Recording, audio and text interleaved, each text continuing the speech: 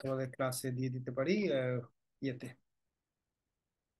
At least ক্যানভাসে দিয়ে দিতে পারি। আচ্ছা, যেটা বলছিলাম যে আমরা দুটো প্ল্যান করেছি। প্ল্যান নাম্বার ওয়ান, তোমাদের ক্যানভাসে ঢুকলে দেখবা যে একটা অ্যাসাইনমেন্ট দেওয়া হয়েছে। তোমাদের আগেও বলা হচ্ছিল যে অ্যাসাইনমেন্টে কিছু মার্ক থাকবে। আমি একটু শেয়ার করি। Share share share. স্যার, আপনি কি টি এর ডিটেলসটা দিয়েছিলেন? টিএ আমাকে আসলে আজকে ডিটেলস দিয়েছে। হ্যাঁ, ও ও বললো যে তার অফিস আওয়ার নাকি আজকে থেকে শুরু হচ্ছে। তো আমি আজকে পেয়েছি। হ্যাঁ, পেয়েছি, তোমাদেরকে আমি পোস্ট করে দিব। তো অসুবিধা নেই, আমি আমি একটু গো থ্রু করি, হয়তো এখান থেকেও কিছু ইনফরমেশন পাবা। আমি ওয়েবসাইটে যাই। হ্যাঁ, টি এর সাথে টাচে থাকতে হবে। টি এর সাথে টাচে না থাকলে দেখবে যে অনেক কিছুই মুশকিল হয়ে যাবে। উম,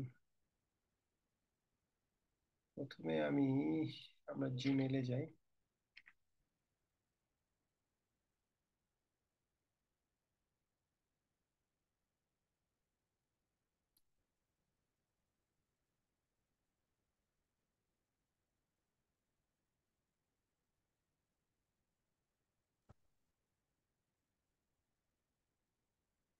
ইয়ে আমাকে অফিস আওয়ার জানিয়েছে, কিন্তু প্রথমে রুম নাম্বার বলে নাই। ফলে আহ, এই যে টি ইনফরমেশন, তাহলে আমি পোস্ট করতে পারিনি। পরে এসে দেখলাম যে আবার তাকে আবার কোয়েরি করেছিলাম যে তোমার রুম নাম্বারটা তো বলতে হবে। আচ্ছা, ওর মোবাইল নাম্বার আছে, সেকশন 6। ওকে।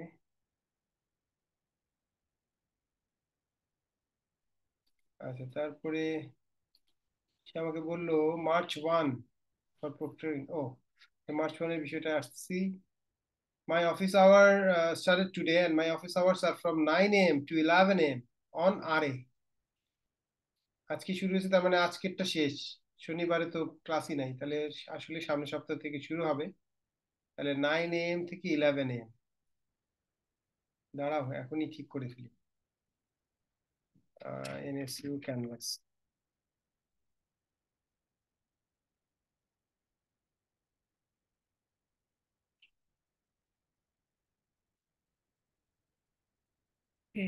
এটা আমি ইয়েতে দিই, অ্যানাউন্সমেন্ট আকারে দিয়ে রাখি। Announcements, announcement,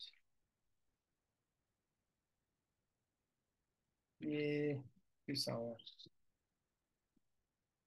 okay, 9 AM to RA। আচ্ছা, তারপরে তার ইনফরমেশন আর কি আছে? প্রথম কথা হচ্ছে এইটা হচ্ছে তার নাম।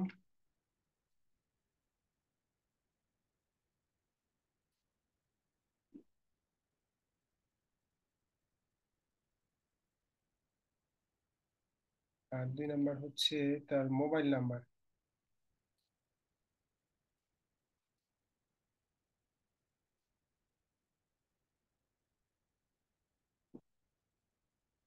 আর আর তোমার দরকার হচ্ছে অফিস রুম নাম্বার,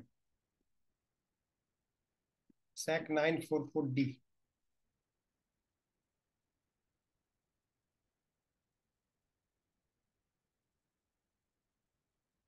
ওকে, তাহলে ডিটেলস সব ইনফরমেশন পেয়ে গেলাম। এটা হচ্ছে গিয়ে মোহনা হক। তো উই আর সেট। আচ্ছা, এটা গেল এক। 2 নম্বর হচ্ছে তোমাদের অ্যাসাইনমেন্ট। একটা অ্যাসাইনমেন্ট দেওয়া হচ্ছে, দিস ইজ দ্য অ্যাসাইনমেন্ট। হ্যাঁ, এটা না তো, কি ব্যাপার, কি গেল?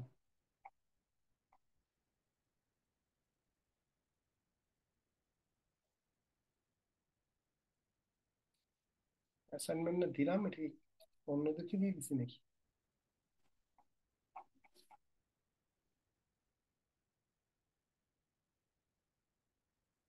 ও আচ্ছা, অ্যাসাইনমেন্টটা আমি তোমাদেরকে যেখানে দিয়েছি, আচ্ছা এটা একটু দেখে রাখো। মডিউলসে যেতে হবে, অর্থাৎ বাই ডিফল্ট তো মডিউলসে আসে। এটা হচ্ছে তোমাদের অ্যাসাইনমেন্ট। হ্যাঁ, এই অ্যাসাইনমেন্টের শুরুতে বলা আছে কি করতে হবে, কবে ডিউ। Assignment 1 due February 22। আমাদের তো সময় আছে, প্রায় 9 দিনের মতো সময় আছে। During class time assignment must be hanged written, হাতে লিখতে হবে। 8টা প্রবলেম দেওয়া আছে, অর্থাৎ চ্যাপ্টার 1 পুরোটা আমরা শেষ করেছি। হ্যাঁ, সেটার উপর বেস করে তোমাদের কিন্তু এটা দেওয়া আছে। তাহলে এটা গেল সেকেন্ড অ্যানাউন্সমেন্ট। তাহলে টি এর ইনফরমেশন ফার্স্ট, তারপর হচ্ছে অ্যাসাইনমেন্ট। থার্ড ইনফরমেশন হচ্ছে তোমাদের একটা মিড টার্ম হবে, মিড টার্ম 1। মানে আমি চিন্তা করে দেখলাম যে মিড টার্মটা রোজার মধ্যে যদি অনেক বড় করে নেই, মানে হাফ সিলেবাসের উপরে নেই, একটু হয়তো প্রেশার পড়ে যেতে পারে। তাই আমি দুটা পার্টে স্প্লিট করে ফেলছি। মার্চের 1 তারিখ হয়তো রোজার ফার্স্ট ডে হইতেও পারে, বাট ফার্স্ট ডে হওয়াতে তোমাদের হয়তো অতটা টায়ার্ডনেস থাকবে না। প্রথমে রোজা হতে পারে অথবা দ্বিতীয় রোজা, রোজার মাঝামাঝিতে গিয়ে আমাদের সাধারণত ইয়ে হয়। তো সেইটা চিন্তা করে মার্চের 1 তারিখ ক্লাস টাইমিং তোমাদের মিড টার্ম 1, এবং সিলেবাস হবে আমরা February 22 তারিখ পর্যন্ত যা পড়বো। ঠিক আছে, তাহলে February 22 তারিখ পর্যন্ত আমরা যা পড়বো সেটার উপরে আমাদের মিড টার্ম 1 হবে। মিড টার্ম 1-এর টোটাল ওয়েট হবে 20%। আর আমি হয়তো মিড টার্ম 2টা ঈদের পর পর নেওয়ার চেষ্টা করবো, তাতে একটা গ্যাপ থাকলে তোমাদের সুবিধাও হবে। আর ফাইনাল এক্সাম তো এপ্রিলের শেষে হবেই। তো মিড টার্ম 1-এ যা দিবা সেটা আর তোমাকে পড়তে হবে না, এটা বাদ সিলেবাস থেকে। মিড টার্ম 2-তে যা দিবা সেটাও বাদ, বাকি যা থাকবে সেটা হচ্ছে ফাইনালের জন্য। এতে হয়তো একটু বেটার হবে তোমাদের জন্য। তো আর মিড টার্ম 1-এর আগে আর কোনো ক্লাস টেস্ট হবে না। হ্যাঁ, একটা ক্লাস টেস্ট দিয়েছো, ওটার মার্কটা আমি কয়েকদিন পরে জানিয়ে দিব সময় নিয়ে। তো এই টোটাল হচ্ছে কয়টা ক্লাস টেস্ট হবে? ক্লাস টেস্ট তো 4টা হবে, একটা হয়েছে। 4টা থেকে বেস্ট 3 কাউন্ট হবে। স্যার এই প্ল্যানটাই ঠিক আছে, আপনি যেটা করেছেন এখন মিড টার্ম 1 করে তারপর 2 করেছেন। হ্যাঁ, মিড টার্ম 1টা করাটা তাহলে অল্প সিলেবাসের উপরে মিড টার্ম 1 করে তোমার এটা আর মনে রাখতে হচ্ছে না, এটা শেষ করে ফেললে। তারপরে মিড টার্ম 2, ওটাও 20%, 20-20-40 হয়ে গেল। আর ফাইনালটা হয়তো 30% হবে। ফাইনাল 30%, তোমাদের অ্যাসাইনমেন্টে 10%, আর আমাদের 20%। তো 20% ক্লাস টেস্ট না, তাহলে ফাইনালে হয়তো 20% থাকবে, এর বেশি হয়তো করা যাবে না। 3 ভাগে হয়ে গেল, 60% হচ্ছে তোমাদের এক্সাম, আর 20% হচ্ছে ক্লাস টেস্ট। তাহলে 60 আর 10-এ 80, 10% অ্যাসাইনমেন্ট আর 10% অ্যাটেন্ডেন্স। এই হচ্ছে। ওকে, তাহলে আমরা তোমাদের এই রিলেটেড কোনো প্রশ্ন আছে কিনা বা কোনো কনফিউশন আছে কিনা? আচ্ছা, তাহলে আমরা আজকে শুরু করি। আজকে আমরা একটু ফর্মাল জিনিসের দিকে যাব। হুম, তবে আজকের জিনিসটা খুব ইন্টারেস্টিং, এবং আমার মনে হয় যে তুমি যদি একটু ভালো করে বুঝো তাহলে এটা এটা পারা যাবে। হ্যাঁ, আজকেরটা হচ্ছে method of proof, proof methods. অর্থাৎ আমরা অনেক সময় ফর্মালি অনেক কিছু প্রমাণ করতে হয়, সেই প্রমাণ করার টেকনিকটা কি। ফর্মালি, কিন্তু ইনফর্মালি অনেক সময় মানুষ কি করে, এক্সাম্পল দিয়ে বোঝানোর চেষ্টা করে। হ্যাঁ, আমরা একটু, ইয়েস, কিছু বলবা নাকি? ওকে। তো ফর্মালি, ইনফর্মালি অনেক সময় বলে যে দেখো এই এই উদাহরণের জন্য তো কাজ করতেছে, এই উদাহরণের জন্য তো কাজ করতেছে না, ওইটা কিন্তু ফর্মাল হলো না। তাহলে তোমরাও পরীক্ষায় যখন আমি দেই, তো যখন তুমি পারো না তখন দেখা যাচ্ছে যে তুমি 5-6টা উদাহরণ দাও, যে এই যে দেখেন এটার জন্য তো হচ্ছে, এটার জন্য তো হচ্ছে, এটার জন্য তো হচ্ছে, তাহলে তো হবেই। No, that is not the formal technique. Formal technique মানে জেনারিক ওয়েতে তোমাকে প্রমাণ করতে হবে যে whatever value I get, this theorem holds. ঠিক আছে, তো প্রুফ করার 6টা টেকনিক আছে, আমরা একটা একটা করে দেখব। যেমন ডিরেক্ট প্রুফ, তারপরে হচ্ছে গিয়ে ডিরেক্ট প্রুফের একটু এক্সটেন্ডেড ভার্সন হচ্ছে প্রুফ বাই কেসেস। আমি ডিরেক্ট প্রুফ করব, কিন্তু আমি কেস বাই কেস, হয়তো এমন হতে পারে যে থিওরিয়ামটা দুইটা কেসে ভাগ করা যায়। অর্থাৎ জোর, মনে করো জোর সংখ্যা আছে, বেজোর সংখ্যা আছে, এমন একটা থিওরিয়াম পেয়েছো যে জোর সংখ্যার জন্য দেখাতে হবে, আবার বেজোরের জন্য হোল্ড করে দেখাতে হবে, তাই তুমি দুইটা কেসে চলে গেলে, কিন্তু তোমাকে ডিরেক্ট প্রুফেই যেতে হবে। আচ্ছা, আরেকটা হচ্ছে ডিরেক্টলি অনেক সময় প্রুফ করা যায় না, তখন ইনডিরেক্টলি প্রুফ করতে হয়, ঘুরিয়ে পেঁচি। কিন্তু প্রুফ বাই এক্সাম্পল বলে কিন্তু কিছু নাই, দেখো এখানে। তারপরে বাই কন্ডিশনাল। বাই কন্ডিশনাল মানে হচ্ছে ইফ অ্যান্ড অনলি ইফ, অর্থাৎ পি ট্রু হলে কিউ ট্রু হবে, আবার দেখাতে হবে কিউ ট্রু হলে পি ট্রু হবে। এটাকে বাই কন্ডিশন, বোথ ডিরেকশনে কাজ করছে। আরেকটা ইন্টারেস্টিং প্রুফ হচ্ছে প্রুফ বাই কন্ট্রাডিকশন। হ্যাঁ, আমাকে যেটা প্রুফ করতে হবে সেটা মিথ্যা ধরে নিব। প্রুফ করা মানে কি, কোন একটা স্টেটমেন্ট বা কোন একটা থিওরিয়াম বলে সাধারণত, এই থিওরিয়ামটা ট্রু প্রমাণ করতে হবে। তো প্রুফ বাই কন্ট্রাডিকশনটা হচ্ছে যে আমি আগে ধরে নিব যে এটা মিথ্যা। এটা মিথ্যা ধরে নিয়ে আমি যখন আগাতে থাকবো, আগাতে দেখবো যে একটা জায়গায় পুরো উল্টাপাল্টা পাচ্ছি। হ্যাঁ, যেটা আসলে ইট ডাজন্ট মেক সেন্স। তো তার মানে আমি এটা মিথ্যা ধরে আগালে বিপদ আছে। এটা মিথ্যা হতে পারে না। মিথ্যা হলে এইরকম একটা অবাস্তব সিচুয়েশন তৈরি হয়, সেটা আমরা দেখব। আচ্ছা, আরেকটা হচ্ছে কাউন্টার এক্সাম্পল। এই যে এক্সাম্পলটা কিন্তু আছে, তোমরা হয়তো অনেক সময় খুশি হচ্ছে যে আচ্ছা এক্সাম্পল দিয়ে তো পারে না, কাউন্টার এক্সাম্পল শব্দটার দিকে খেয়াল করো। অর্থাৎ কোন একটা থিওরি হোল্ড করে না, এই থিওরিটা প্রযোজ্য না, এইটা প্রমাণ করার জন্য আমরা কাউন্টার এক্সাম্পল দিয়ে বলি যে দেখেন এই ভ্যালুর জন্য তো এটা কাজ করতেছে। হ্যাঁ, তো সেটা সেটা আমরা দেখবো একটু। আচ্ছা, আমরা একটা একটা করে আগাই। প্রথমে আমরা ডিরেক্ট প্রুফে যাব, তবে তার আগে আমরা একটু দু একটা ডেফিনেশন শিখে নিই যে what I am going to prove. এই প্রুভ করতে গেলে আমার আর কি লাগতে পারে, আর এই এই জিনিসটা থেকে আরো কিছু ডিরাইভ করা যায় কিনা, ইত্যাদি ইত্যাদি। আচ্ছা, প্রথমেই দেখো যে আমরা যে জিনিসটা প্রমাণ করি, প্রুফ করি, সেটা ম্যাথমেটিক্সের ভাষায় it is known as theorem. তাহলে থিওরিয়ামের ডেফিনেশন কি? Theorem is a statement. Theorem is a statement that can be শোন টু বি ট্রু। তাহলে এটাই হচ্ছে প্রমাণের বিষয়বস্তু সোজা বাংলায়। তাহলে I have a statement, I need to show this is true for every possible values, for every possible values in from the domain. তো সেটাই আমরা এটাকে ফর্মাল ভাষায় থিওরিয়াম বলছি। এক সেকেন্ড।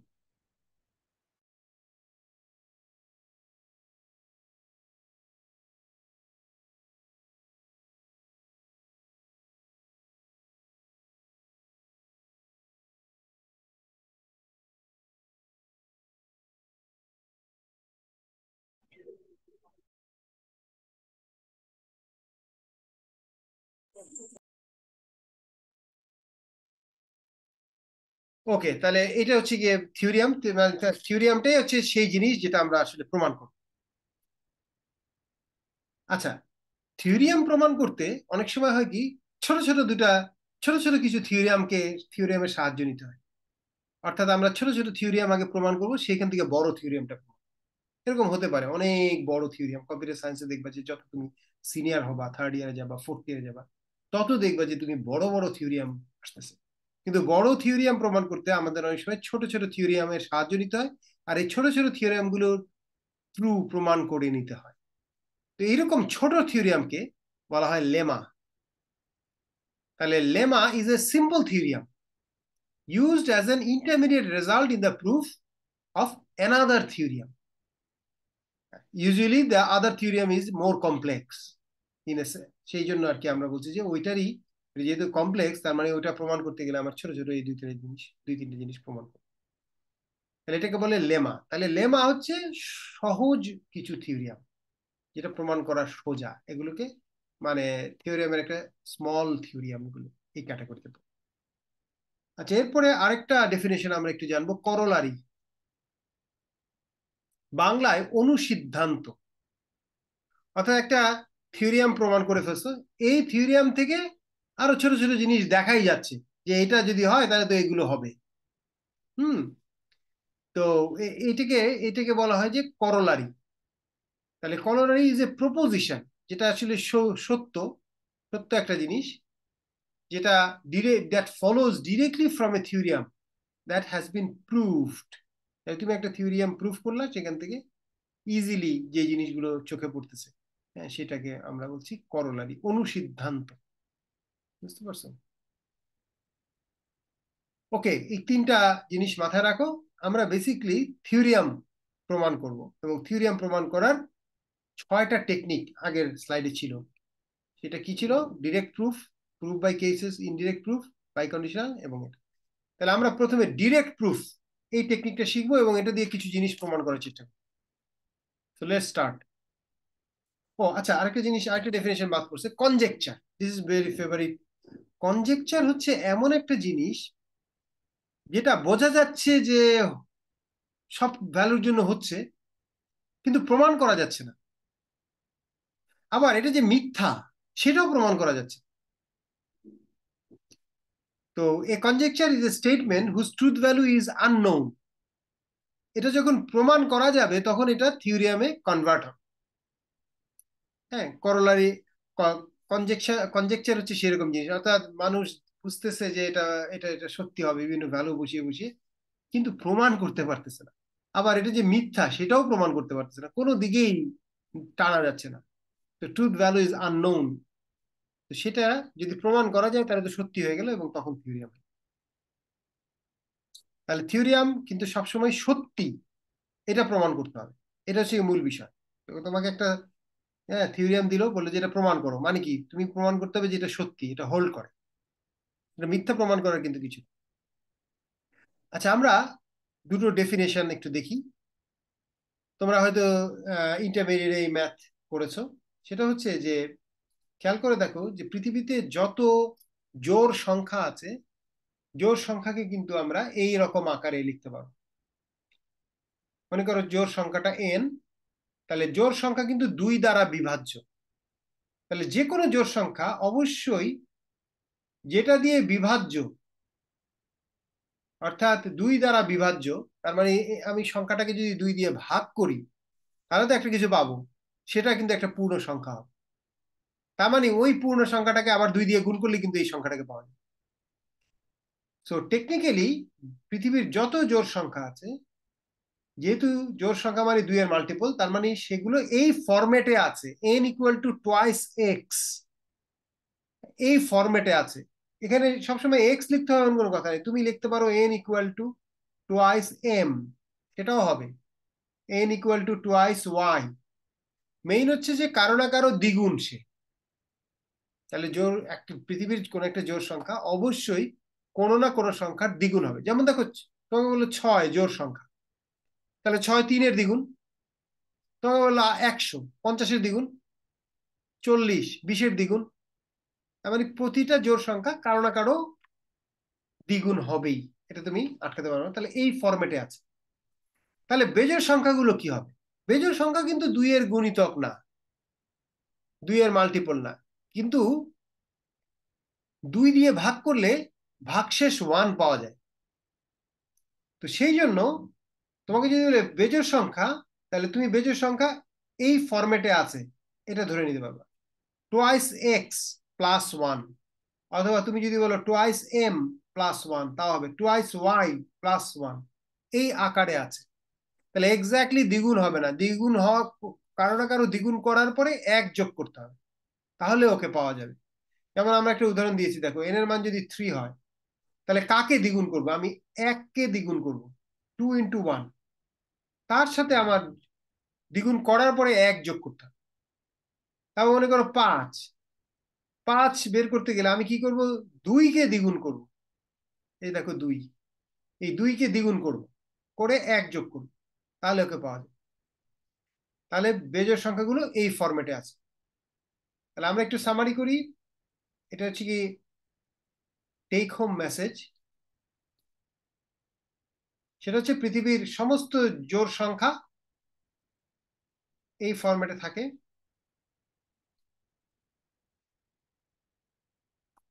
ফরম্যাটটা কি? জোড় সংখ্যা যদি n হয় তাহলে এটা টোয়াইস m, এটা হচ্ছে গিয়ে থাকে। আর বেজোড় সংখ্যা এই ফরম্যাটে থাকে, টোয়াইস m প্লাস 1, এই ফরম্যাটে থাকে সব সময়। আচ্ছা, ডিরেক্ট প্রুফ। হ্যাঁ, সবসময় থিওরিয়ামটা এরকম আকারে থাকে যে পি ইমপ্লাইজ কিউ, এই আকারে থাকে। তো পি ইমপ্লাইজ কিউ এরকম যদি একটা স্টেটমেন্ট এটা যদি ট্রু প্রমাণ করতে হয়, তাহলে দেখো আমার এইটা প্রমাণ করে যথেষ্ট হবে যে আমি বলবো যে যদি পি ট্রু হয় তাহলে অবশ্যই কিউ ট্রু হবে। তোমাদের মনে আছে যে পি ইমপ্লাইজ কিউ কখন ফলস হয়? পি ইমপ্লাইজ কিউ কিন্তু একটা ক্ষেত্রে শুধুমাত্র ফলস হয়, সেটা হচ্ছে বামেরটা ট্রু কিন্তু ডানেরটা ফলস।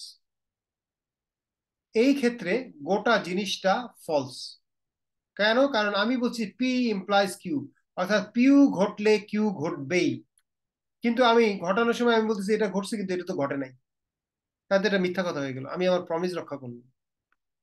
তাহলে পি ইমপ্লাইজ কিউ এর আমরা উদাহরণ অনেক দিয়েছি যে if it rains today there will be no match, there will be no football match outside. তার মানে বৃষ্টি হলে ফুটবল খেলা হবে না, এরকম একটা স্টেটমেন্ট আমি দিয়েছি। এটা একমাত্র ফলস হবে কখন? মনে করো বৃষ্টি হয়েছে কিন্তু তারপরও খেলা চলছে ঠিক মতো, তাহলে তো আমি আমার কথা রক্ষা করলাম না। আমি বলেছি বৃষ্টি হলে খেলা চলবে না। তো বৃষ্টি হয়েছে, খেলা চলে নাই, ফাইন, আমি আমার প্রমিস রক্ষা করেছি। কিন্তু বৃষ্টি হওয়ার পরেও আমি খেলা চালিয়ে গেলাম, তাহলে তো মিথ্যা কথা হয়। আর বৃষ্টি হয় নাই, তাহলে আমি মিথ্যা কথা বলছি কেউ বলতে পারবে না। কেন? কারণ আমি প্রমিস করেছি কি বৃষ্টি হলে খেলা হবে না। তো বৃষ্টি হয় নাই, তাহলে খেলা হইছে কি হয় নাই ডাজন্ট ম্যাটার। তো আই এম নট লায়ার। তাহলে একটা খেয়াল রাখতে হবে যে পি ফলস হলে কোনো সমস্যা নেই, কিন্তু পি যদি ট্রু হয় তাহলে কিউ কে অবশ্যই ট্রু হইতে হবে। তো আমাদের ডিরেক্ট প্রুফের টেকনিকটা ওইটাই, আমরা পি ট্রু ধরে নিব, ধরে নিয়ে আমরা দেখাবো যে পি যদি ট্রু হয় তাহলে কিউ ট্রু হবে। ম্যাথমেটিক্স দিয়ে আমরা দেখানোর চেষ্টা করব, তাহলে কিন্তু আমাদের ডিরেক্ট প্রুফ হয়ে যাবে। আচ্ছা, আমরা একটা উদাহরণ দেখি। If n is odd then n square is odd। তাহলে দেখো এখানে আমার পি কিউ আকারে আছে, তাহলে এটা দেখো পি আর এটা কিউ, তাহলে এটা পি ইমপ্লাইজ কিউ এই আকারে আছে।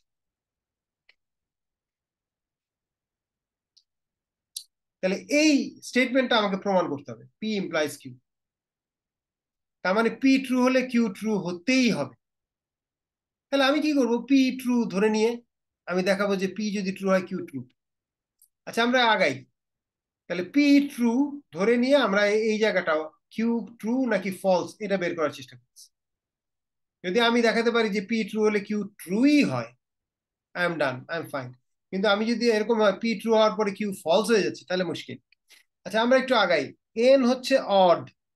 আচ্ছা, এন অড, আমরা একটু আগে বলেছি যে অড সংখ্যা এই ফরম্যাটে থাকে, টুয়াইস এম প্লাস ওয়ান, এই ফরম্যাটে থাকে। তাহলে আমরা ধরে নিচ্ছি যে পি ট্রু। তাহলে পি ট্রু মানে কি? তাহলে এন আসলে অড ধরে নিলাম। তাহলে এন অড মানে এন এই ফরম্যাটে আছে, টুয়াইস এম প্লাস ওয়ান। এখান থেকে আমাকে দেখাতে হবে যে এন স্কোয়ারও অড। তাহলে আমরা এন স্কোয়ার বের করি।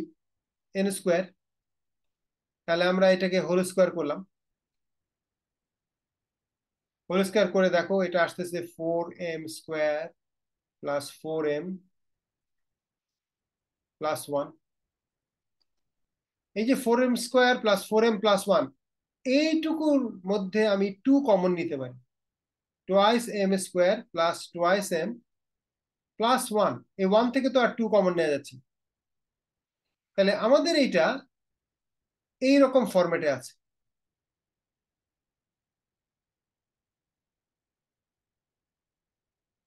হ্যাঁ, দেখো যে আমাদের এটা কোন ফরম্যাটে আছে, টোয়াইস এক্স প্লাস 1 এই আকারে আছে। তাহলে তো এটা বেজোড় সংখ্যার সিরিজে পড়লো, বেজোড় সংখ্যার ফরম্যাটে আছে। তাহলে আলটিমেটলি আমরা বলতে পারি এন স্কোয়ার তো বেজোড়। যদি এন স্কোয়ার আমরা পেতাম টোয়াইস এক্স এই ফরম্যাটে আছে, তাহলে কিন্তু বেজোড় বলতে পারতাম না, ওটা তো জোর হয়ে যেত। কিন্তু আমি এন স্কোয়ার দেখলাম টোয়াইস এক্স প্লাস 1 এই আকারে আছে, এই ফরম্যাটে আছে, তাহলে তো অবশ্যই এন স্কোয়ার বেজোড়। তাহলে আমরা কি করলাম দেখো যে এন কে অড ধরে নিয়ে আমরা দেখালাম যে এন স্কোয়ারও অড হচ্ছে। তাহলে পি ট্রু হলে কিউ ট্রু হইতেই হচ্ছে। এর থেকে বাঁচার উপায় নেই। পি যদি ফলস হয় তাহলে ভিন্ন কথা, তো সেটা নিয়ে আমাদের মাথা ব্যথা নেই। তাহলে এটা হচ্ছে গিয়ে আমাদের জেনারে মানে ডিরেক্ট প্রুফের মেইন বিষয়। তাহলে আমরা আইডিয়াটা কি, assume that the hypothesis of this implication is true, তার মানে এন ইজ অড, এটা ট্রু ধরে নিব। এরপরে আমরা প্রমাণ করার চেষ্টা করব যে কিউ অবশ্যই ট্রু হবে, এই পি যদি ট্রু হয় তাহলে কিউ ট্রু হবে। ওকে, আমরা আরেকটা আগাই। তোমরা তো বুঝতে পারছো, না বুঝলে আমাকে প্রশ্ন করবা, যেহেতু আমাদের অনলাইন ক্লাস, অনেক ক্ষেত্রে হয়তো নাও বুঝতে পারো। আচ্ছা, আমরা আরেকটা উদাহরণ নিই। Give a direct proof of the theorem, show that the square of an even number is an even number.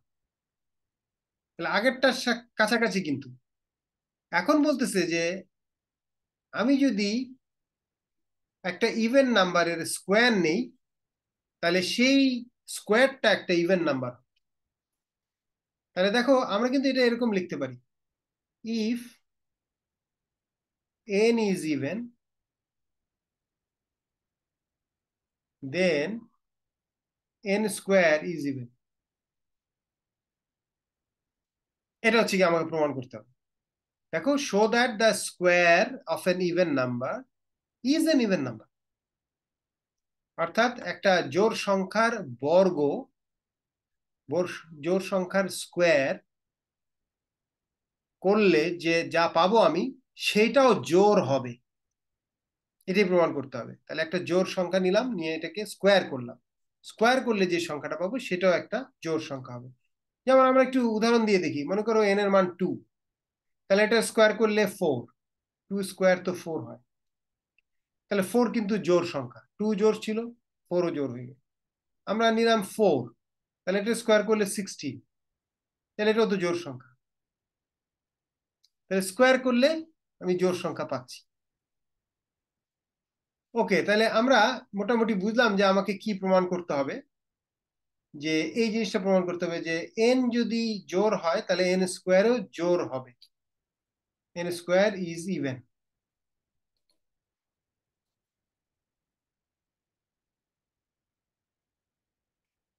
ওকে, আগের মতো ডিরেক্ট প্রুফ।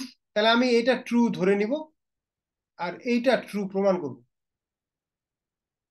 আচ্ছা, এন যদি জোড় হয় তাহলে এন জোড় হওয়া মানে এন এই আকারে আছে, টোয়াইস এম, এই ফরম্যাটে আছে। যেহেতু আমি এটাকে ট্রু ধরে নিচ্ছি, পি আর এটা হচ্ছে আমাদের কিউ, তাহলে পি ট্রু, এটা এই আকারে আছে, পি এমপ্লয়েজ কিউ, এই ফরম্যাটে আছে। তাহলে আমাকে এই যে পি এমপ্লয়েজ কিউ জিনিসটা যদি ট্রু প্রমাণ করতে হয়, তাহলে অবশ্যই পি ট্রু এবং কিউ, পি ট্রু হলে কিউ ট্রু হবে, এটা প্রমাণ করতে হয়। তাহলে আমরা পি ট্রু ধরে নিলাম, তাহলে n equal to twice m. এবার আমি এন স্কোয়ার বের করি, এন স্কোয়ার করলে 4m স্কোয়ার হলো, 4m স্কোয়ার থেকে 2 কমন নিলাম,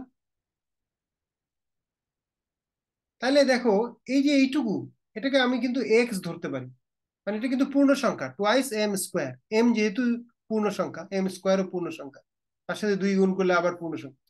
তো এনিওয়ে, একটা 2 বাইরে রেখে আমি এইটুকুকে এক্স ধরতে পারি, তাহলে টোয়াইস এক্স এই আকারে আছে, তাহলে এটা তো জোড় আকারে আছে। টোয়াইস এম জোড় আকারে ছিল, স্কোয়ার করলাম, সেই জিনিসটাও দেখা যাচ্ছে যে জোড় আকারেই আছে। তাহলে এইটা আরেকটা direct proof.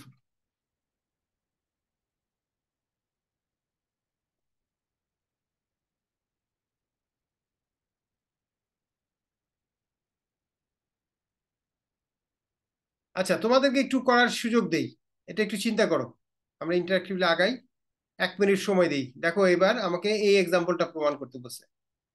Give a direct proof of the theorem for all integers x and y. If x, y are both odd, then x plus y is even. দেখি তো এটা সাজাতে পারো কিনা, কি করবা। আমি একটু 1 মিনিট সময় নিই।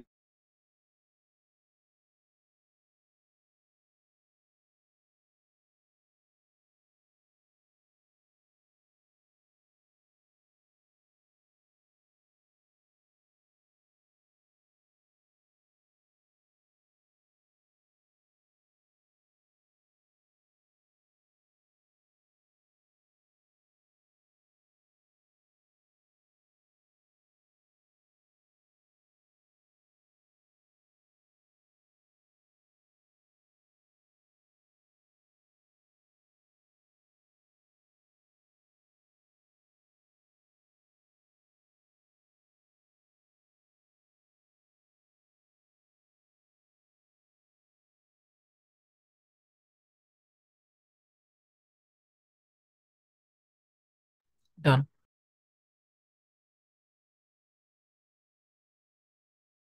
হ্যাঁ, করতে পারছো না? কি করবা জি বলো স্যার। তো? স্যার প্রথমে হচ্ছে 2m plus n plus 2n plus 1 এভাবে লিখে তারপর হচ্ছে সেটাকে লিস্টিং করে তারপর হচ্ছে আসতেছে একদম লাস্ট এক্সপ্রেশন আসতেছে হচ্ছে 2 Times m plus 1 m plus n plus 1, যেটাকে আমি x ধরলে হচ্ছে 2 টাইমস x এসে যায়, সেটা বোঝাচ্ছে হচ্ছে এটা জোড় আকারে। Yes yes, you are right. অর্থাৎ এক্স কে আমরা ধরবো twice M plus one, Y কে ধরবো আমরা টুয়াইস এন প্লাস ওয়ান। একজন টুয়াইস এম, একজন, দুটো আলাদা আলাদা ভাবে ধরতে হবে। অর্থাৎ এখানে আমাকে কি বলেছে যে এক্স ওয়াই যদি দুইজনই অড হয় তাহলে এক্স প্লাস ওয়াই ইভেন হবে। তাহলে আমরা এক্স ওয়াই অড ধরে নিব, ধরে নিয়ে আমি দেখবো, দেখাবো যে এই দুটাকে যোগ করলে তো আমি জোড় পাচ্ছি, ইভেন নাম্বার পাচ্ছি। So let's try this. আমরা ধরতেছি কি এক্স ওয়াই অড, তাহলে এক্স যেহেতু অড তার মানে এক্স এই ফরম্যাটে আছে,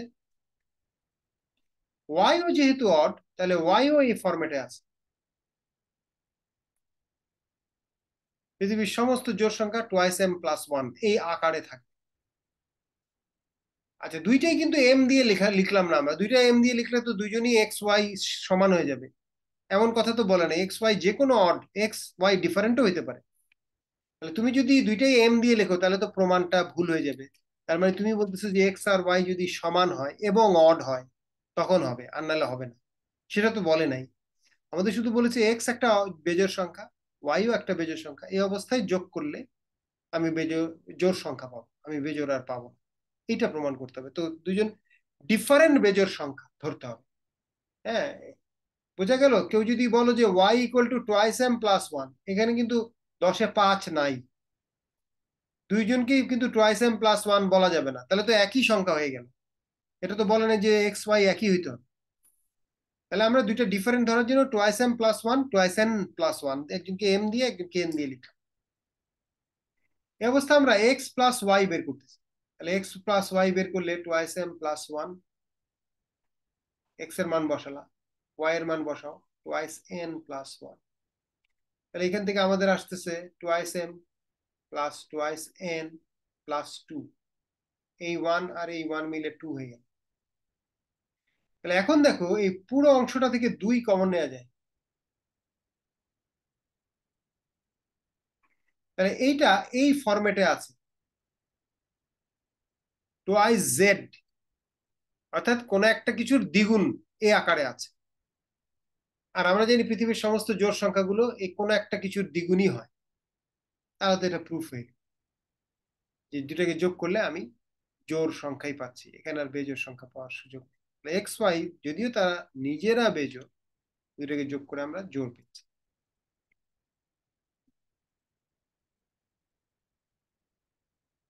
দেখো এরকম দুইটা ডিফারেন্ট ধরতে হবে, টুয়াইস কে প্লাস ওয়ান ধরছে একটা, আর একটা টুয়াইস এম প্লাস ওয়ান, দুটাকে যোগ করছে।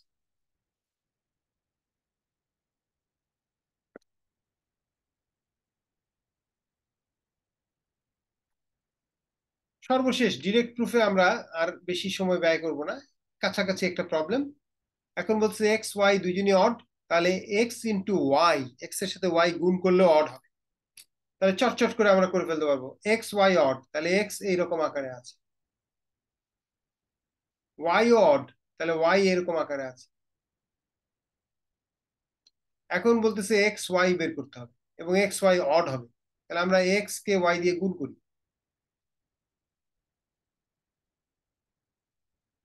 যখন আমরা গুণ করলাম 4m প্লাস টুয়াইস এম,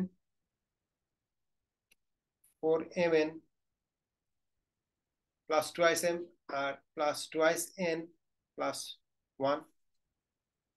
তাহলে এখন আমি এই তিনটা থেকে 2 কমন নিতে পারবো, এক থেকে কিছু কমন নেওয়া যাবে না। তাহলে এখান থেকে যদি 2 কমন নেই তাহলে twice M N plus M plus N plus one, এ বাইরে রয়ে গেছে।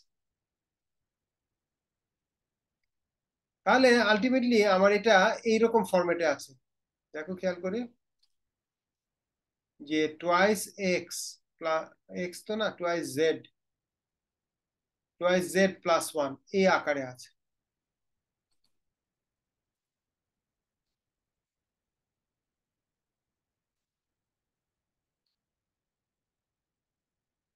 Twice Z plus 1। তাহলে এটা যদি টুয়াইস জেড প্লাস 1 এরকম আকারে থাকে, তার মানে এটা তো বেজোড় সংখ্যা, এটা তো জোড় সংখ্যা না। তাহলে এক্স আর ওয়াই দুইজনই যদি অড হয় তাহলে তাদের গুণফল অড হবে। দেখো এই প্রমাণটা যদি আমি ক্লাসে করতে দেই বা পরীক্ষায় করতে দেই, অনেকে এভাবে লিখে, ধরা যাক x equal to 3, y equal to 5, দুজনই বেজোড় বলছে, তাহলে এক্স ওয়াই হচ্ছে 15। তারপর নিচে লেখে অতএব প্রমাণিত, যে দেখেন 3 আর 5 নিছি, গুণ করছি 15 হয়ে গেছে, তাহলে তো বেজোড়। তাহলে বেজোড় বেজোড় যোগ গুণ করলে তো বেজোড় হচ্ছে। এটা কিন্তু প্রুফ বাই এক্সাম্পল, এটা তো আসলে প্রুফ বলা যাবে না। প্রুফ করতে হলে ইন জেনারেল যে কোনো বেজোড়ের জন্য কাজ করাতে হবে। ওইটাই কিন্তু আমরা জেনারেল ওয়েতে করেছি, যে এক্স যে কোনো বেজোড় ধরলে আমাকে ধরতে হবে টুয়াইস এম প্লাস 1, ওয়াই কে বেজোড় ধরলে এটাকে আমাকে ধরতে হবে টুয়াইস এন প্লাস 1। এইবার আমি আরবিট্রারি দুইটা জিনিস গুণ করে দেখাবো যে গুণফলটাও বেজোড় হবে। বুঝে গেল? ওকে, কারো কোনো প্রশ্ন আছে? প্রশ্ন থাকলে করতে পারো। আমরা একটা শেষ করেছি ডিরেক্ট প্রুফ, তাহলে 6টার মধ্যে আমাদের একটা শেষ। ওকে, এবার প্রুফ বাই কেসেস। তাহলে প্রুফ বাই কেসেস এটা কিন্তু ডিরেক্ট প্রুফের মতোই, তবে ডিরেক্ট প্রুফে একটাই কেস দেখাতে হয়, এখানে একাধিক কেস হতে পারে, 2টা হতে পারে, 3টা হতে পারে, ইউজুয়ালি 2টা হয়। 2টা কেস, তাহলে 2টা কেস আগে আইডেন্টিফাই করতে হবে, করে আলাদা আলাদা ভাবে তোমাকে দেখাতে হবে যে এই কেস হলো ডিরেক্ট প্রুফ করা যাচ্ছে, এই কেস হলো ডিরেক্ট প্রুফ করা যাচ্ছে। আমরা উদাহরণটা দেখি। দেখো একটু জটিল, এখানে বলেছে if q is not divisible by 3, then q square mod 3 equal to 1.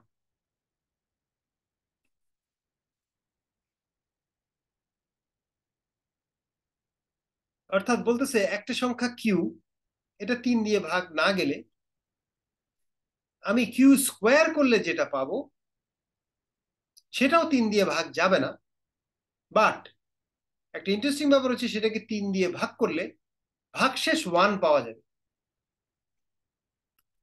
আমরা একটা উদাহরণ দেখি। q 3 দ্বারা বিভাজ্য না, এরকম কি হতে পারে? 7, 7 তো 3 দিয়ে যায় না, তাহলে q ইকুয়াল টু 7 ধরো, q স্কোয়ার বের করি 49, 49 কে 3 দিয়ে ভাগ করো, 3 16 48, তাহলে আমরা 49 কে 3 দিয়ে ভাগ করলে এরকম পাচ্ছি। এই যে দেখো ভাগশেষ 1। আমরা আরেকটা উদাহরণ দেখি। 8, এটাও কিন্তু 3 দিয়ে যায় না, তাহলে কিউ স্কোয়ার বের করি 64, এই 64 কে 3 দিয়ে ভাগ করলে কি দাঁড়ায়? 3 দ্বিগুণে 6,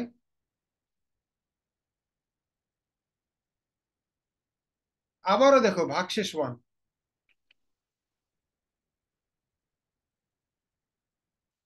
তো ভাগশেষ সবসময় 1 আসতেছে। এখন 2টা উদাহরণ দিলা, দিয়ে তুমি বললা যে প্রুফড, আমিও দিয়ে দিলাম এরকম, কারণ এভাবে তো প্রমাণ করা যাবে না, এটা তো তুমি দেখাচ্ছ, এটাকে প্রমাণ বলে না। তাহলে আমাদের প্রমাণটা কিভাবে হবে? আমরা প্রমাণ করার সময় আমরা 2টা কেস চিন্তা করব। কিউ তো আমরা তো বুঝতেছি যে কিউ 3 দিয়ে ভাগ যায় না, মানে যদি এই ঘটনা ঘটে তাহলে কিন্তু ওইটা প্রমাণ করতে হবে। তাহলে আমরা এটা ট্রু ধরে নিলাম যে কিউ এমন একটা সংখ্যা যেটা 3 দিয়ে ভাগ যায় না। আচ্ছা, তাহলে কোন একটা সংখ্যাকে 3 দিয়ে ভাগ করলে ভাগশেষ কত কত হতে পারে তোমরা কি কেউ বলতে পারবা? যে কোনো সংখ্যা, পৃথিবীর যে কোনো সংখ্যাকে আমি 3 দিয়ে ভাগ করব, ভাগশেষ কি কি হতে পারে? 0 থেকে 2। ইয়েস, 3টাই হতে পারে ভাগশেষ, কিন্তু 0 হতে পারে, 1 হতে পারে, 2 হতে পারে। কেন? কারণ আমি তো 3 দিয়ে ভাগ করতেছি, 3 দিয়ে ভাগ করলে ভাগশেষ এর থেকে বেশি হবে না, 2 এর উপরে যাবে না। যেমন দেখো 6, 6কে 3 দিয়ে ভাগ করলে ভাগশেষ 0। 7, 7কে 3 দিয়ে ভাগ করলে ভাগশেষ 1। 8, 8কে 3 দিয়ে ভাগ করলে ভাগশেষ 2। এরপরে কিন্তু আবার 9, তাহলে 9 আসা মানে 9 আর 9কে 3 দিয়ে ভাগ করলে কিন্তু ভাগশেষ আবার 0। 0। এই রিপিট হতে থাকবে। 9, তারপরে 10কে 3 দিয়ে ভাগ করলে ভাগশেষ 1। 11কে 3 দিয়ে ভাগ করলে ভাগশেষ 2। যেই 12 পেলা, 12 আবার এই সারিতে চলে যাবে। তাহলে সবাই কোনো না কোনো কলাম বরাবর পড়ে যাচ্ছে, হয় 0 অথবা 1 অথবা 2। এই তিনটের মধ্যেই ভাগশেষ ঘোরাফেরা করবে। তাহলে আমরা এটা, যেহেতু আমাদের বলে দিয়েছে যে কিউ এমন একটা সংখ্যা যেটা 3 দিয়ে ভাগ যায় না, 3 দিয়ে ভাগ গেলে তো ভাগশেষ 0 হতো। তাহলে 3 দিয়ে ভাগ যায় না, তার মানে ভাগশেষ হয় 1 অথবা ভাগশেষ 2। ভাগশেষ 0 হওয়ার কোনো সুযোগ নেই, কারণ বলেই দিছে যে নট ডিভিসিবল বাই 3। তাহলে 3 দিয়ে ভাগ করলে হয় ভাগশেষ 1 পাবো অথবা 2 পাবো, এর বাইরে কিছু পাবো। তাহলে আমার দেখো দুইটা কেস হয়ে গেল। একটা কেস হচ্ছে ধরা যাক 3 দিয়ে ভাগ করলাম, ভাগশেষ 1 পাওয়া গেল। তখন আমাকে দেখাতে হবে যে কিউ স্কোয়ার যদি নেই, নিয়ে 3 দিয়ে ভাগ করবো, ভাগ করলে ভাগশেষ 1 পাওয়া যাবে। তাহলে কিউ কে 3 দিয়ে ভাগ করেছি, ভাগশেষ 1 পাওয়া গেছে। কিউ স্কোয়ার কে ভাগ করলেও 1 পাওয়া যাবে ভাগশেষ। এটা প্রমাণ করা যায় কিনা? তাহলে প্রথম কেস, ফার্স্ট কেসটা কি, যে কিউ কে 3 দিয়ে ভাগ করলে ভাগশেষ 1। আচ্ছা, কিউ কে 3 দিয়ে ভাগ করলে ভাগশেষ যদি 1 হয়, তাহলে কিউ এইরকম ফরম্যাটে আছে। দেখো তোমরা সবাই এগ্রি করো কিনা।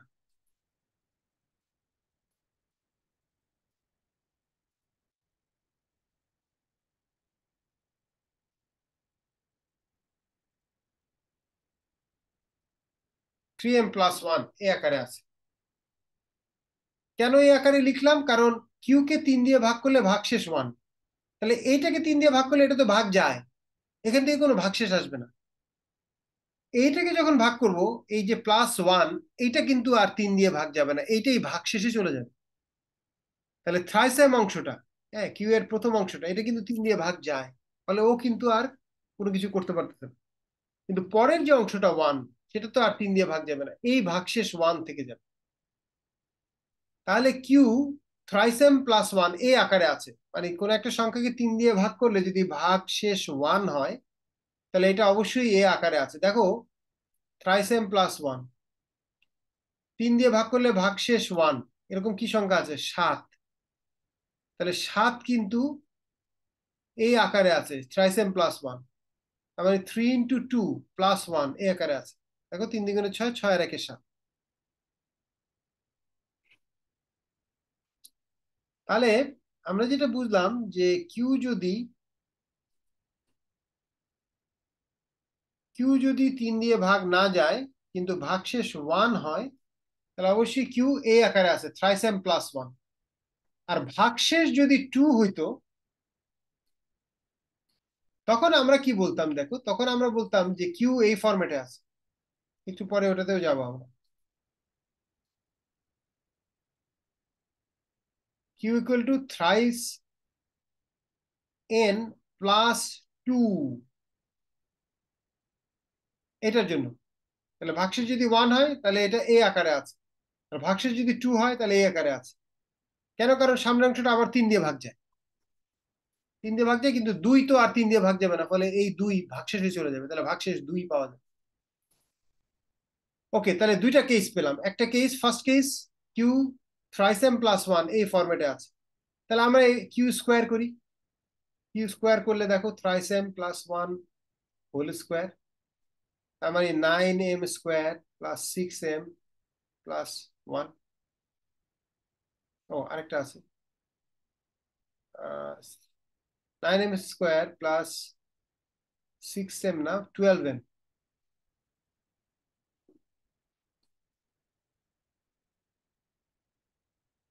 ও না, ঠিকই আছে, আই এম সরি। হ্যাঁ, থ্রাইসেম +1 হোল স্কোয়ার করছে, এটা তো কিউব না। আচ্ছা, হোল স্কোয়ার যখন করবো 9m² + 3 × 6, 6m + 1 এই।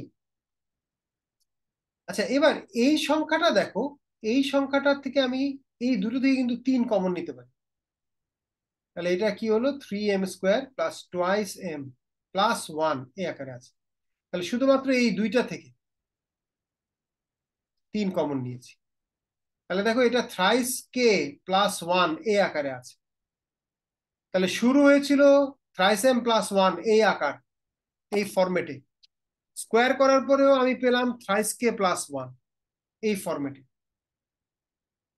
তার মানে দুইটা কিন্তু একই ফরম্যাটে। তার মানে কি কিউ কে ভাগ করে যদি ভাগশেষ 1 পাওয়া যায়, তাহলে কিউ স্কোয়ারের যেটা পাবো সেটাকে ভাগ করলে ভাগশেষ 1 পাওয়া যায়। পরিষ্কার? এটা গেল আমাদের ফার্স্ট কেস। এবার আমরা আসি সেকেন্ড কেস।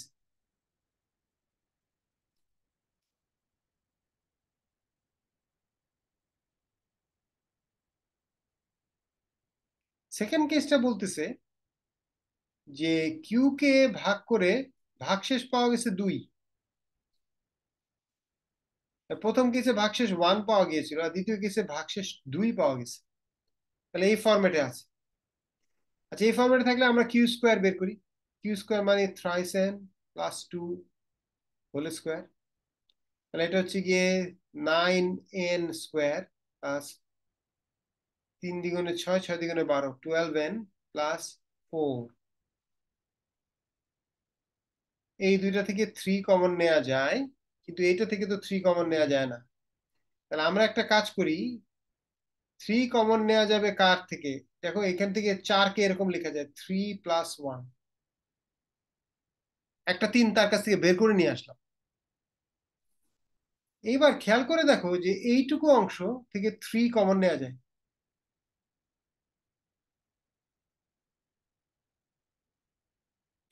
তাহলে এটা আমাদের আসতেছে থ্রাইস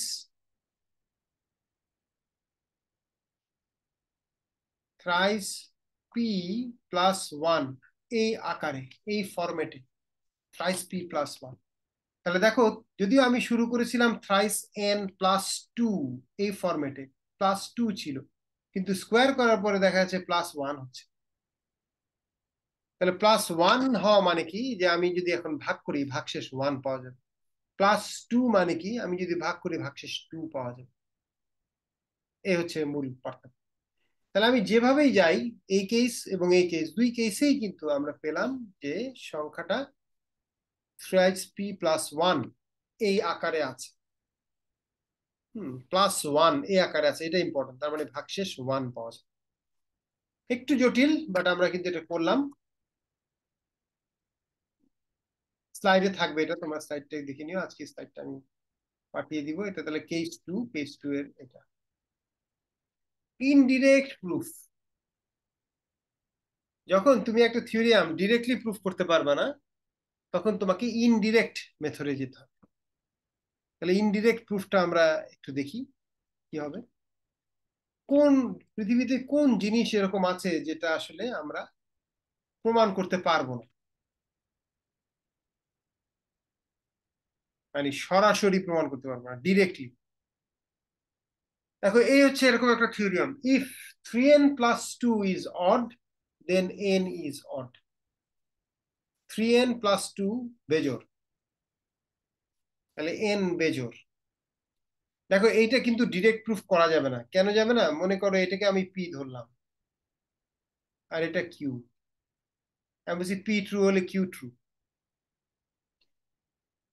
ধরে আগাতে পারি। আচ্ছা, পি ট্রু মানে কি? থ্রাইস n প্লাস 2 এটা অড, তাহলে থ্রাইস n প্লাস 2 এটা টোয়াইস কে প্লাস 1 এই আকারে আছে। তো এখান থেকে আমি তো কিছু করতে পারতেছি না, এখান থেকে কি আসবে? সেটা হচ্ছে না। আচ্ছা, আমরা একটা কাজ করতে পারি। দেখো তো তোমাদের এই জিনিসটা মনে আছে কিনা, যে পি ইমপ্লাইজ কিউ, এটার ইকুইভ্যালেন্ট হচ্ছে কন্ট্রাপজিটিভ। কন্ট্রাপজিটিভটা কি? এটা not Q implies not p, এটা হচ্ছে এটার কন্ট্রাপজিটিভ। তাহলে আমি এইটা প্রমাণ করতে চাচ্ছি। কেউ যদি এইটা প্রমাণ করে তাহলে কিন্তু হয়ে যায়। লজিকটা কি?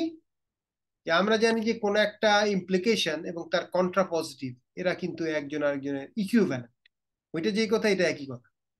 তাহলে আমি যদি ওইটা প্রমাণ করতে বলে ওইটা প্রমাণ না করে যদি এইটাকে প্রমাণ করি তাহলে তো ওইটা প্রমাণ হয়ে যাবে, কারণ এরা তো ইকুইভ্যালেন্ট, একই কথা দুই ভাবে বলা। তো এইটাকে বলছে indirect proof. Directly P true হলে কিউ ট্রু দেখাতে পারতেছি না, কিন্তু ইনডিরেক্টলি আমি বলবো যে কিউ যদি ট্রু না হয় তাহলে তো পি ট্রু হবে না, এইটা আমরা প্রমাণ করার চেষ্টা করি। ওকে, তাহলে আমরা একটু দেখি যে এই প্রমাণটা কিভাবে করা যায়। আচ্ছা, এখন তাহলে এটার কন্ট্রা পজিটিভ কি, কন্ট্রা পজিটিভটা একটু লিখি যে if n is not odd,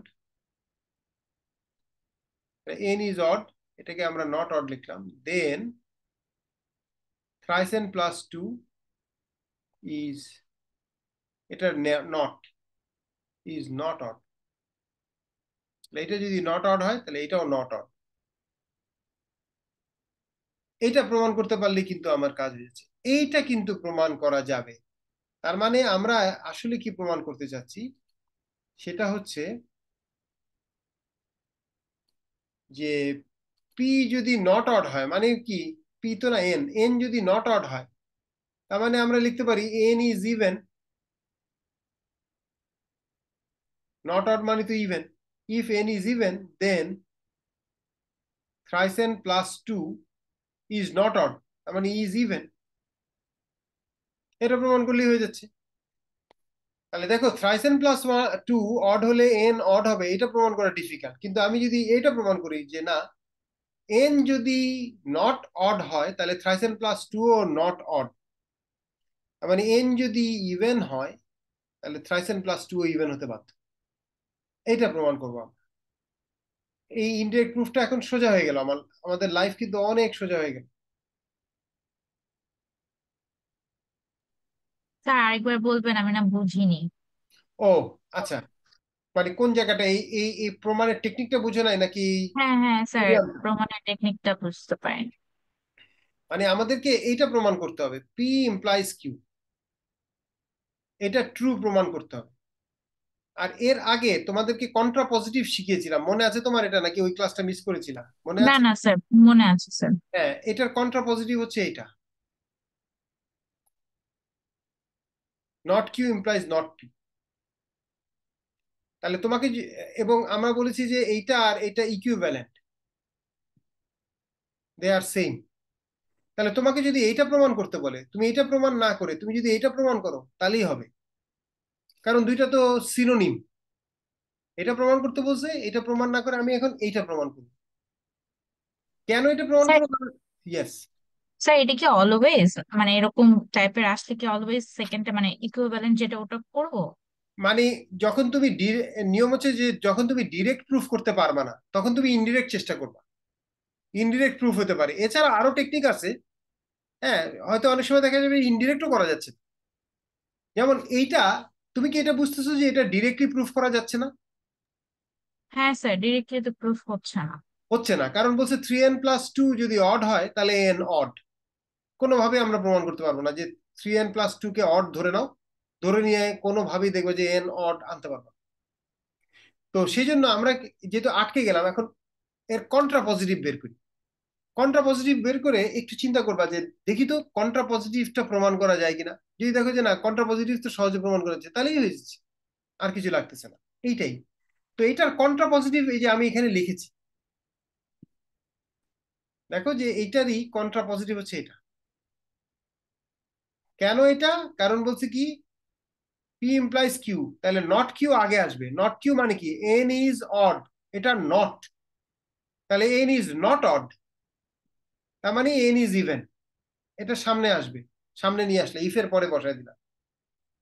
R implies not P, তাহলে পি কি, 3n plus 2 is odd, তাহলে নট পি কি, 3n plus 2 is not odd, not odd মানে তো ইভেন, এটা হচ্ছে গিয়ে, তাহলে এইটুকু হচ্ছে আমাদের নট কিউ। আর এই যে পরে লিখলাম এটা হচ্ছে গিয়ে নট পি, তাহলে এই স্টেটমেন্টটা এই ফরম্যাটে আছে, not Q implies not P, এই আকারে আছে। বুঝতে পেরেছি স্যার। ওকে, তাহলে এখন দেখো যে এইটা প্রমাণ করা কতটা সোজা হবে আমাদের জন্য। তাহলে আমরা আমাদের যদি এই থিওরিয়াম প্রমাণ করতে বলেছে, এটা প্রমাণ না করে আমরা এখন এটা প্রমাণ করবো যে এন যদি ইভেন হয়, thrice n plus two even হয়। আচ্ছা, এন ইভেন, তাহলে এন ইভেন হলে এন এ আকারে আছে। এবার আমরা থ্রাইস এন প্লাস টু বের করি, তাহলে 3 × 2m প্লাস 2। দেখো আমরা এন এর জায়গায় এটা বসিয়ে দিয়েছি, তাহলে এটা আমাদের আসতেছে 6m প্লাস 2। তাহলে 6m প্লাস 2, এখান থেকে কিন্তু 2 কমন নেওয়া যায়, 3m প্লাস 1।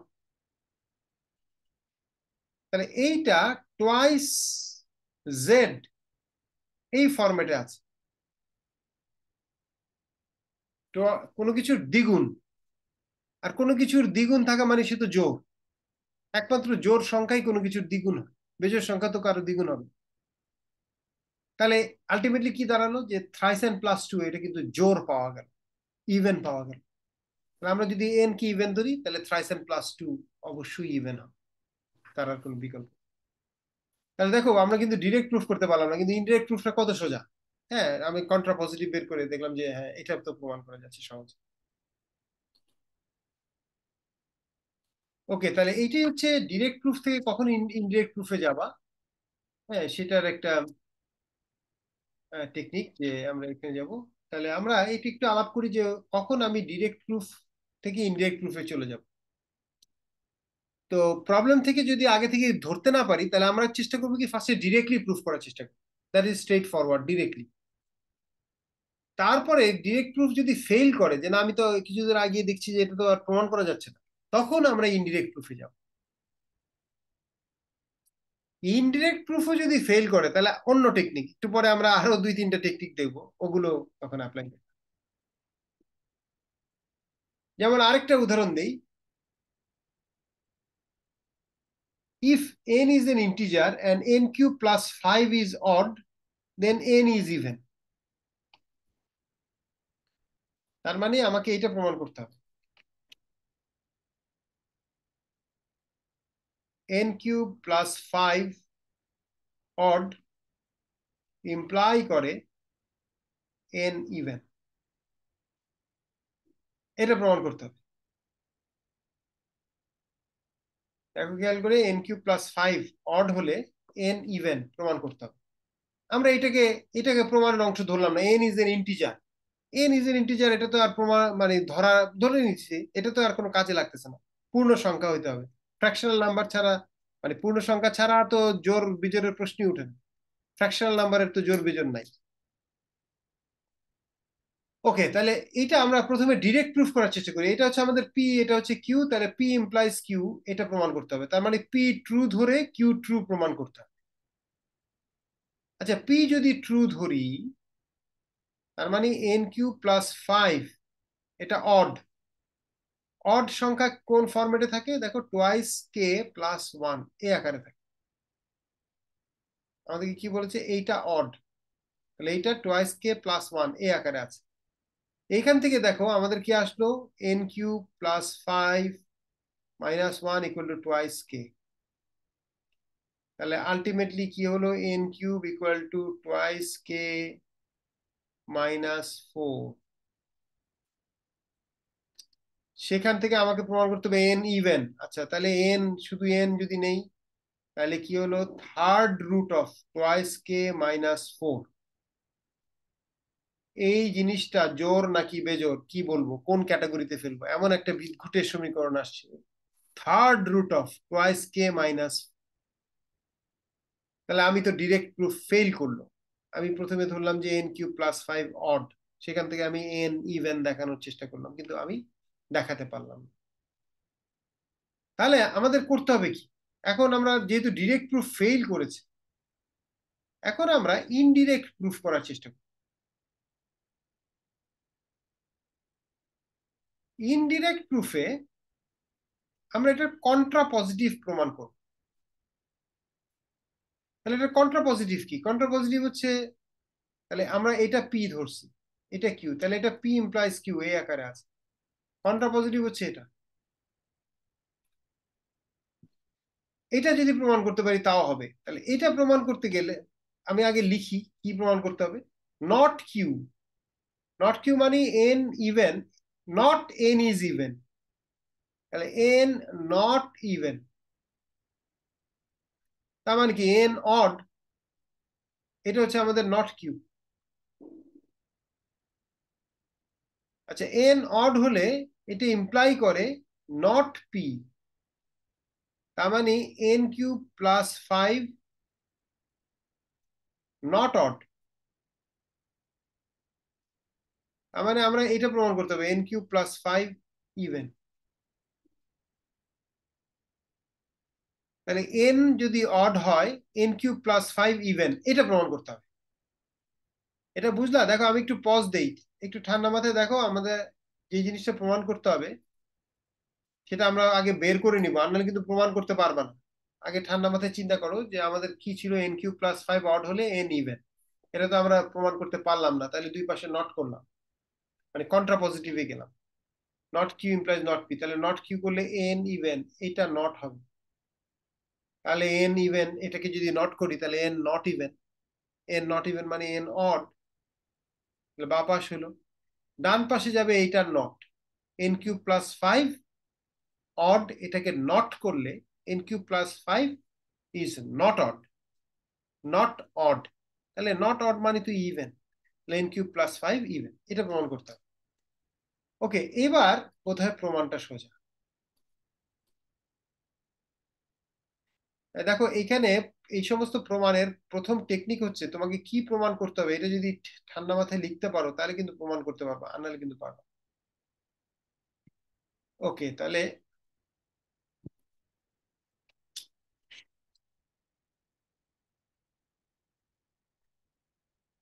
এন যদি অড হয় তাহলে আমাকে প্রমাণ করতে হবে এন যদি অড হয়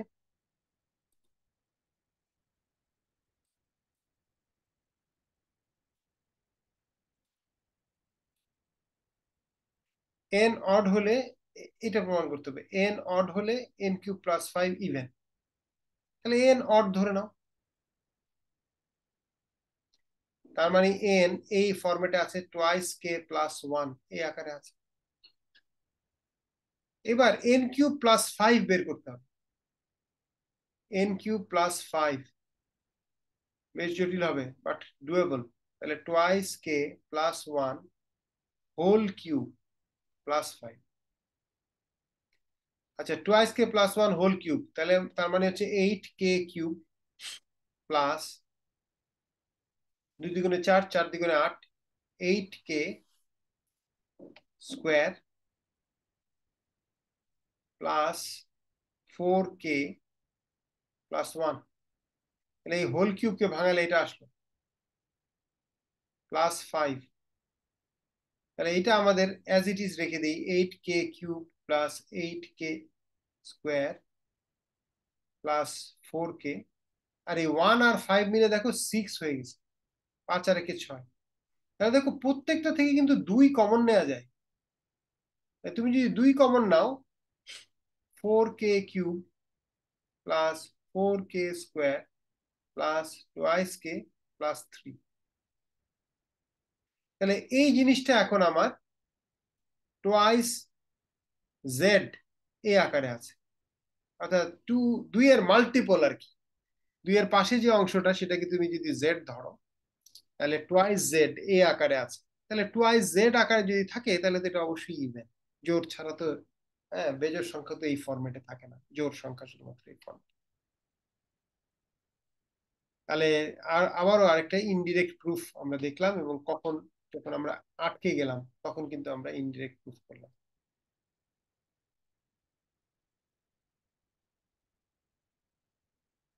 কন্ট্রা পজিটিভ প্রমাণ করলে আমাদের এরকম আসে।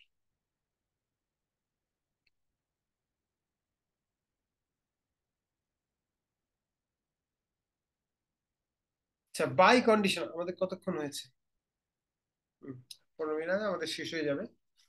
বাই কন্ডিশনাল আমরা হয়তো কোনো প্রমাণ করবো না, বাট বাই কন্ডিশনালটা এইরকম। সেটা হচ্ছে যে কোন একটা থিওরিয়াম যদি এরকম থাকে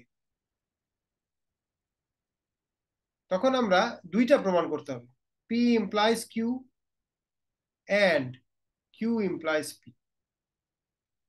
অর্থাৎ এটা তো বাই ডিরেকশনাল, তাহলে পি ট্রু হলে কিউ ট্রু হবে, এটা প্রমাণ করতে হবে।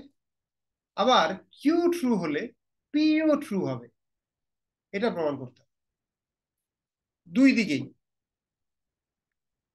পি যদি ট্রু হয় কিউ ট্রু, আবার কিউ যদি ট্রু হয় পি। তো বাই ডিরেকশনটা থিওরিয়াম কিভাবে লেখে, সেটা হচ্ছে ইফ অ্যান্ড অনলি ইফ, এভাবে করে লিখে। দেখো আমরা একটা থিওরিয়াম দেখি। Give a proof of the theorem an integer x is even if and only if x square is even। অর্থাৎ একটা x যদি ইভেন হয় তাহলে x স্কোয়ার ইভেন হবে, আবার উল্টাটা x স্কোয়ার যদি ইভেন হয় x ইভেন হবে। একটু আগে কিন্তু দুইটাই প্রমাণ করেছি, তো কাজে আমরা প্রমাণে আর যাব না, আমরা শুধু দেখতেছি যে এইটা কি প্রমাণ করতে হবে। এটা কিন্তু দুইটা জিনিস প্রমাণ করতে হবে। তুমি প্রথমে পি কিউ কোনটাকে ধরবা?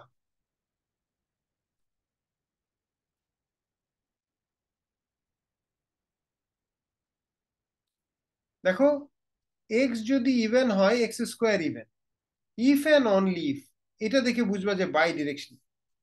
তাহলে এক্স ইজ ইভেন, এটা P, x square is even, এটা কিউ। তাহলে আমাদের এটা এ আকারে আছে। শুধু ইফ নাই কিন্তু, if and only if, if and only if দেখলে এরকম বসাই দিব। তাহলে আমাকে প্রমাণ করতে হবে দুইটা জিনিস, P implies Q and Q implies P, দুইটাই প্রমাণ করতে।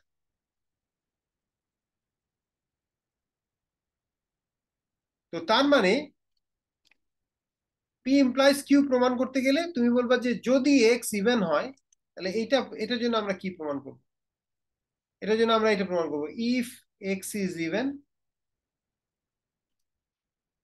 দেন এক্স স্কোয়ার ইভেন।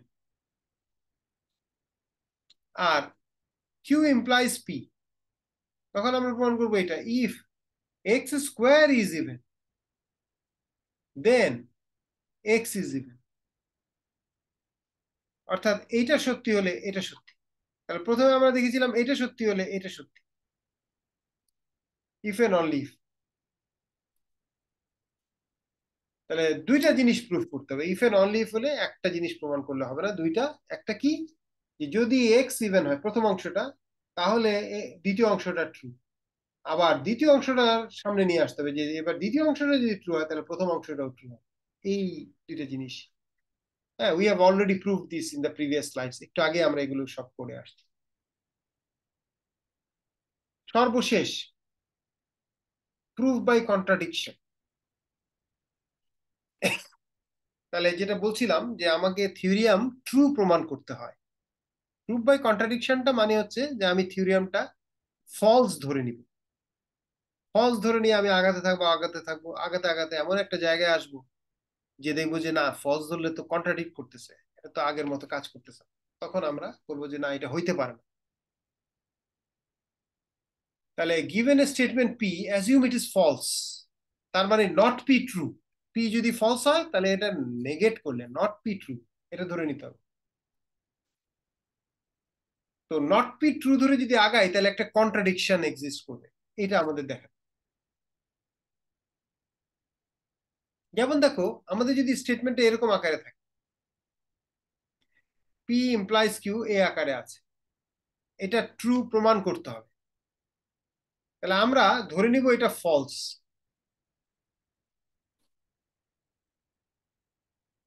আচ্ছা দেখো, কোন একটা স্টেটমেন্ট যদি পি ইমপ্লাইজ কিউ আকারে থাকে, এটা কিন্তু শুধুমাত্র একটা ক্ষেত্রে ফলস হয়। সেই ক্ষেত্রটা কি, যে এটা ট্রু কিন্তু এটা ফলস। অর্থাৎ P implies Q, P true হলে কিউ কে ট্রু হইতেই হবে।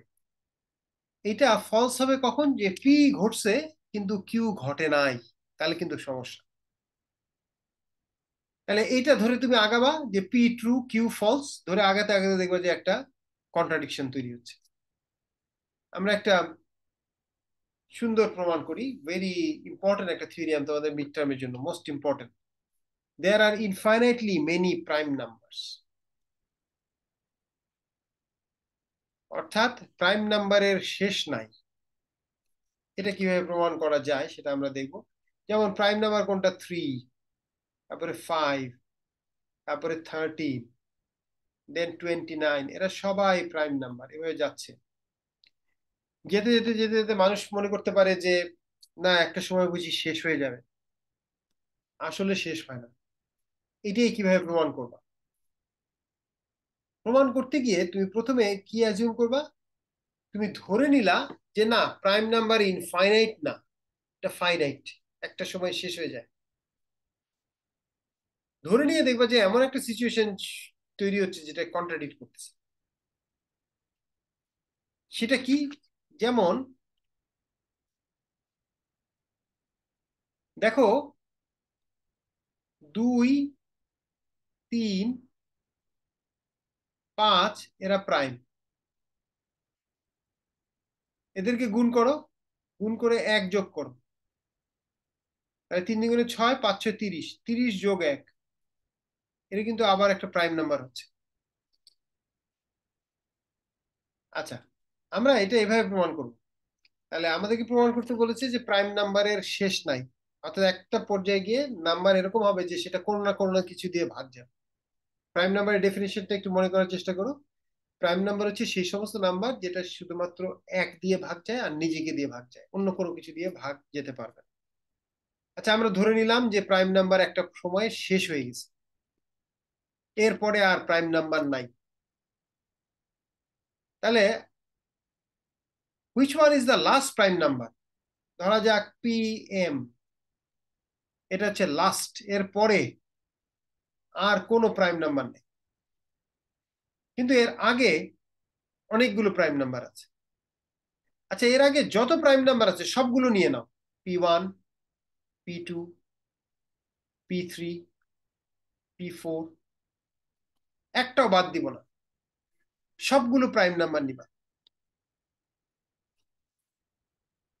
এইবার এই প্রাইম নাম্বারগুলোকে গুণ করো।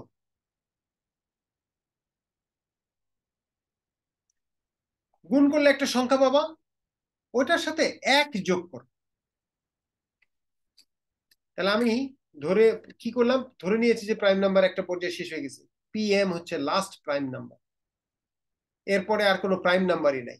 ঠিক আছে, আমি লাস্ট প্রাইম নাম্বার নিলাম, আর এর আগে যত প্রাইম নাম্বার আছে সবগুলোকে নিয়ে আমি গুণ করলাম।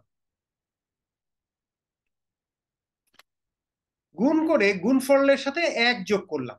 আমরা যদি দেখাতে পারি এই যে গুণ করে 1 যোগ করলাম, ওই সংখ্যাটা অবশ্যই প্রাইম নাম্বার হবে, তাহলে কিন্তু আমার প্রমাণ হয়ে যাবে। তাহলে আমি প্রথমে যে ধরেছিলাম যে প্রাইম নাম্বার শেষ হয়ে গেছে and PM is the last prime number, এটা ভুল। কেন? কারণ PM এর থেকেও বড় একটা প্রাইম নাম্বার তখন পাওয়া যাবে। কেন? এই যে এই সংখ্যাগুলো যদি গুণ করো, এটা তো PM এর থেকেও বড়, এটা তো লাস্ট প্রাইম নাম্বার। কিন্তু আমি এর সাথে এত কিছু গুণ করেছি, সেই সংখ্যাটা এত বড়, এটা অবশ্যই এটাকে ক্রস করে ডান পাশে পড়বে। এবং সেটা যদি প্রাইম নাম্বার হয় তাহলে তো হয়েই গেল যে আচ্ছা, তাহলে তো প্রাইম নাম্বার যে আমি ধরেছিলাম এখানে শেষ, আসলে শেষ হচ্ছে না, এরপরেও তো একটা প্রাইম নাম্বার পেয়ে গেছি। আচ্ছা, এটা যে প্রাইম নাম্বার এটা প্রমাণ করাও কিন্তু খুব সোজা। দেখো, আমি যদি 1 বাদ দিয়ে চিন্তা করি, তাহলে এই যে এতগুলো সংখ্যা গুণ করলাম, এই গুণফলটা কিন্তু প্রত্যেকটা প্রাইম নাম্বার দিয়ে ভাগ যাবে। কারণ এই যে P1, P2, P3 এগুলোকে গুণ করেই তো সংখ্যাটাকে বানিয়েছে। তাহলে ওই যে সংখ্যাটা হলো x, মনে করো এদেরকে গুণ করলে আমি x পাই, সেই x কিন্তু সবগুলো প্রাইম নাম্বার দিয়ে ভাগ হবে। P1 দিয়েও ভাগ যাবে, P2 দিয়েও ভাগ যাবে, পৃথিবীর সব প্রাইম নাম্বার দিয়ে ভাগ যাবে, PM এ যেহেতু লাস্ট প্রাইম নাম্বার এইটা দিয়েও ভাগ যাবে। তাহলে x যদি এগুলো সবগুলো দিয়ে ভাগ যায়, তার মানে x এর সাথে যদি 1 যোগ করি, সেটা কিন্তু কোনোটা দিয়ে ভাগ যাবে না, সেইটা পৃথিবীর কোনো প্রাইম নাম্বার দিয়ে ভাগ যাবে না। কারণ আমি এক্স বানানোর সময় সব প্রাইম নাম্বারগুলোকে নিয়ে গুণ করে বানিয়েছি। তাহলে সেই গুণফলটা কিন্তু প্রত্যেকটা প্রাইম নাম্বার দিয়ে ভাগ যায়, প্রত্যেকটা প্রাইম নাম্বার তার উৎপাদক। কিন্তু আমি তার সাথে যখন 1 যোগ করে ফেললাম, তাহলে ওইটা আরেকটা সংখ্যা বেরোলো যেটা কিনা একটা প্রাইম নাম্বার দিয়েও ভাগ যায় না। তাহলে একটা প্রাইম নাম্বার দিয়ে যদি ভাগ না যায়, তার মানে ও তো একটা প্রাইম নাম্বার, তখন কোনোটা দিয়ে ভাগ যাচ্ছে না কেন? প্রাইম নাম্বার না এরকম সংখ্যা দিয়ে ভাগ যেতে পারে না, কারণ প্রাইম নাম্বার না সেই সংখ্যাটাকে প্রাইম ফ্যাক্টরে আমি আবার ফ্যাক্টরাইজেশন করতে পারবো। তাহলে আমরা একটা কন্ট্রাডিক্টরি সিচুয়েশন পেলাম যে এই গুণফলের সাথে এক যোগ করলে এমন একটা সংখ্যা পাচ্ছি যেটা আসলে আরেকটা নতুন প্রাইম নাম্বার, এবং সেটা পিএম। আমি যে লাস্ট প্রাইম নাম্বার ধরেছিলাম পিএম, সেটার থেকেও বড়। তাহলে তো অবশ্যই প্রাইম নাম্বার আরেকটা পাওয়া গেছে, ওটাও শেষ হয়নি, এবং ওই পর্যন্ত নিলে আমি গুণ করলে আবার আরো একটা বড় প্রাইম নাম্বার পাওয়া যাবে। মানে ওদেরকে নিয়ে গুণ করে আবার এক যোগ করবো, আবার গুণ করে আবার এক যোগ করবো, এভাবে করে বড় প্রাইম নাম্বার পেতেই থাকবো পেতেই থাকবো, এটা আর শেষ হবে না। ঠিক আছে, আমার মনে হয় যে আজকে আমরা প্রায় ভালোই কভার করেছি অনেক দূর। তোমরা একটু ভালো করে পড়ো, এগুলো খুবই ইম্পর্টেন্ট। এই প্রুফ টেকনিক আমরা মোটামুটি গো থ্রু করেছি। আচ্ছা, তোমাদের রোল কল করতে হবে, কারণ আসলে এখানে এক একজন এক এক নামে ঢুকেছো। আমরা একটু রোল কল করে নেই। তোমরা যারা পরে আসছো তোমাদের জন্য দুটো অ্যানাউন্সমেন্ট ছিল। আমরা ক্যানভাসে ক্যানভাসে আমরা একটা অ্যাসাইনমেন্ট আপ করেছি। এই অ্যাসাইনমেন্ট একটু দেখবা, মডিউলস এর মধ্যে আছে। ঠিক আছে, অর্থাৎ যেখানে তোমরা লেকচার নোট পাও সেখানে অ্যাসাইনমেন্ট আছে, অ্যাসাইনমেন্টের আন্ডারে পাবা না। হ্যাঁ, অ্যাসাইনমেন্টের আন্ডারে কিন্তু অ্যাসাইনমেন্টটা নাই। আমাদের অ্যাসাইনমেন্টটা আছে, হোমে যাবা, হোমে গেলে বিভিন্ন মডিউল পাবা। এই মডিউলগুলোর লাস্ট মডিউল হচ্ছে অ্যাসাইনমেন্ট। যদিও আমি এখন আবার প্রুফ প্রুফ মেথডটা আবার আপ করে দিব, তখন হয়তো এটা লাস্ট নাও হতে পারে। বাট এই অ্যাসাইনমেন্টটা আমাদের 8টা প্রবলেম আছে, আমরা চ্যাপ্টার 1 এর উপরে বেস করে। আর এই অ্যাসাইনমেন্টটা ডিউ হচ্ছে ফেব্রুয়ারির 22 তারিখ, ক্লাস টাইমে। হাতে লিখতে হবে, টাইপ করা যাবে, হাতে লিখে তারপরে জমা দিতে। এটা ছিল 1। আর 2 নাম্বার হচ্ছে তোমাদের mid term exam, mid term 1, সেটা আমরা মার্চের 1 তারিখে ক্লাস টাইমে করব। মিড টার্ম 1 এর সিলেবাস হবে ফেব্রুয়ারির 22 তারিখ পর্যন্ত আমরা যা যা পড়বো সেটাই হবে সিলেবাস। আর মিড টার্ম 1 এর সিলেবাস মিড টার্ম 2-তে আর প্রোপাগেট করবে না, এখানেই শেষ। তারপরে মিড টার্ম 2 শেষ হয়ে গেলে ওইটাও ওখানে শেষ, তারপরে শুধু বাকি অংশটুকু ফাইনাল এক্সামে তোমাদেরকে। স্যার অ্যাসাইনমেন্টের কি একটা পেজে দুইটা সাইডে লিখতে পারবো নাকি জাস্ট একটা পেজের একটা সাইডে লিখতে হবে? ওই ব্যাপারে কোনো রেস্ট্রিকশন নাই। Sir thank you sir. হ্যাঁ, বুঝতে পারলেই হবে।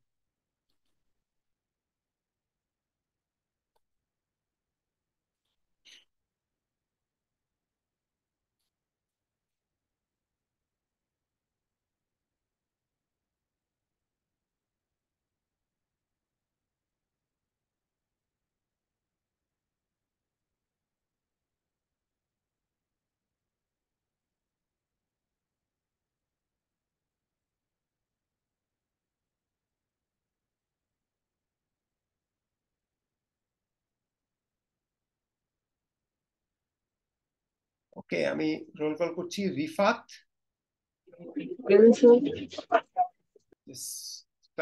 সিয়াম ফেরদৌস, তো একটা ক্লাসও আসে নাই। Farhan Shahriar, Yes, sir. রাফসান জানি, Present, sir. হাসিবুল ইসলাম, Yes, sir. Afsara Afroz, Abdullah Al Fayaz, Present, sir. Sadiqur Rahman, Afrin Sultana, Present, sir. Elham বিন মনসুর, মনসুম, Present, sir. মনসুম কেন মনসুর হবে নাকি, বলেছে বানা। No, Monsumi, sir. MD Alia Hasan Alvi, Present, sir. Ibrahim Sunny, Present, sir. Sajjad Hossain Shaon, Present, sir. M Sakib, Present, sir. Fardin Ehsan, Present, sir. Abdullah Al Asif, Present, sir. Sanaul Islam Jihad, Present, sir. মাহাদি হাসান সবুজ, Yes, sir. Tasmia Rashed Ramisa, Present, sir. Mahfuzur Rahman, মাহাদি Anas, Present, Ayesha Hossain, Present, sir. Monowar Hossain, Present, sir. Nazira Nahin, Ayesha Siddique Shifa, Present, sir. MD Asif, Present, sir. Mohammad Ali Adib, Present, sir. Arifi Nag, Present, sir. Mahidur Rahman, Fabiha Sara, Present, sir. Ramail Riaz, Present, sir. Lutful Alam, Present, sir. Farhan Islam, Present, sir. Maisha Fahmida,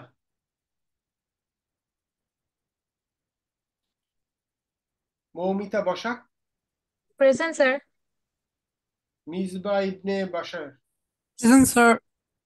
আশরা Khaled, present sir. Kiyam Bin Asad, Shakir ইবনে খলিলুল্লাহ। Yes, sir. ওকে, ঠিক আছে, তাহলে তোমরা সবাই ভালো থাকবে ইনশাল্লাহ। শনিবারে তো আমাদের ক্লাস নাই, ওদিন শবে বরাতের বন্ধ। তোমাদের সাথে তাহলে নেক্সট থার্সডেতে ইনশাল্লাহ দেখা হবে। আর আমাদের এরপরে তো মিড টার্ম আগে আমাদের 3টা ক্লাস আছে, বাট ফেব্রুয়ারির 22 তারিখ পর্যন্ত আমরা যা পড়বো সেটি আমাদের মার্চের 1 তারিখে ক্লাস মিড টার্ম হবে। ঠিক আছে, তাহলে সবাই ভালো থাকবে ইনশাল্লাহ। তোমাদের সাথে আবার নেক্সট থার্সডেতে দেখা হবে। আসসালামু আলাইকুম, স্যার। ওয়ালাইকুম আসসালাম।